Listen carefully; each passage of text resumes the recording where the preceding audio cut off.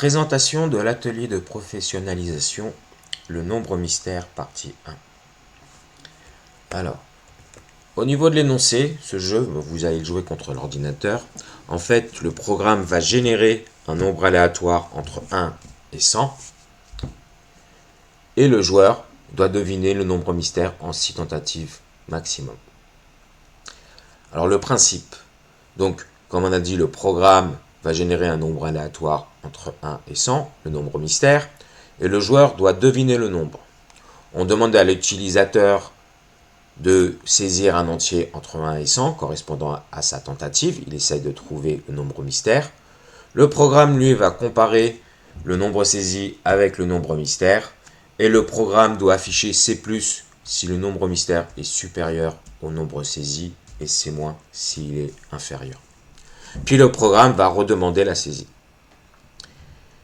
Il vous indique si le nombre, et encore une fois, il vous indique si le nombre est supérieur ou inférieur, ainsi de suite, jusqu'à ce que soit le joueur a trouvé le nombre mystère, donc dans ce cas, le programme va afficher la chaîne de caractères. Bravo, vous avez trouvé le nombre mystère en X tentatives, suivant le nombre de tentatives qu'il a réalisé pour trouver le nombre mystère. Soit c'est la 6e tentative et le joueur n'a pas trouvé le nombre mystère. Dans ce cas-là, le message affiché sera « Vous avez perdu ». Alors là, vous avez un petit peu de code. Je vous fournis le code de comment générer aléatoirement un entier entre 1 et 100. On va l'exécuter. Donc on va prendre ici ce code. Alors je vais créer, par exemple, ah ben non, j'en ai un. Prenons un programme qu'on n'a plus besoin, par exemple celui-là. Ok. Je colle le code de la génération d'entiers aléatoires entre 1 et 100, par exemple 38 ici. On va tester un peu plus loin avec une structure itérative.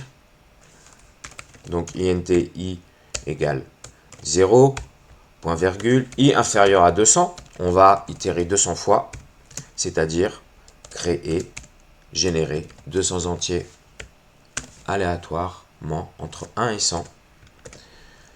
Encore une fois, je prends tout et je vais dans source, correcte indentation, et vous voyez qu'il me corrige les indentations comme un grand. On peut remarquer que l'objet random ici n'est généré qu'une seule fois, c'est notre outil, un peu à l'image de scanner que l'on avait vu précédemment. On peut très bien utiliser autant de fois que l'on veut l'objet rand de type random. Donc on peut aussi ici, tant qu'à faire, ne pas déclarer la variable à l'intérieur du bloc. Sinon, à chaque itération, il va désallouer notre variable nombre aléatoire à la fin du bloc. Donc il va allouer, désallouer, allouer, désallouer. À chaque itération, j'exécute, on peut remarquer qu'on a bien un entier entre 1 et 100.